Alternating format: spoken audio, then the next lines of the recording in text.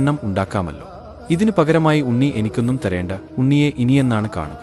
കൃഷ്ണൻ പുഞ്ചിരിച്ചു. ഇനി ഇപ്പോഴൊന്നും നാം തമ്മിൽ കാണില്ല, എന്തായാലും ഒരിക്കൽ കൂടി കാണും, തീർച്ച. പക്ഷേ അതിനു കുറേകാലം കൂടി കാത്തിരിക്കണമെന്ന് മാത്രം. ജരൻ തിരിഞ്ഞു നോക്കിക്കൊണ്ട് നടന്നു മറഞ്ഞു. കൃഷ്ണൻ ഓടക്കുഴലെടുത്ത് ഊതി. പക്ഷികളും മൃഗങ്ങളും വൃക്ഷങ്ങളും കാറ്റുമൊക്കെ ആ സുമധുരനാദത്തിൽ സ്വയം മറന്നുനിന്നു. ആ നാദം വൃന്ദാവനത്തിലേക്കും ഒഴുകിയെത്തി. എല്ലാവരും അവരവരുടെ പണി നിർത്തിവെച്ച് ആ നാദത്തിൽ മുഴുകി. ലോകം നിശ്ചലമായതറിഞ്ഞ് കൃഷ്ണൻ ചുണ്ടിൽ നിന്നും ഓടക്കുഴലെടുത്തു. എല്ലാം പിന്നെ സാധാരണ പോലെയായി. ബലരാമൻ ചോദിച്ചു, കൃഷ്ണ, ഒരിക്കൽ കൂടി കാണുമെന്ന് ആ വേടച്ചക്കനോട് പറഞ്ഞത് എന്താണ്? കൃഷ്ണൻ പുഞ്ചിരിച്ചു.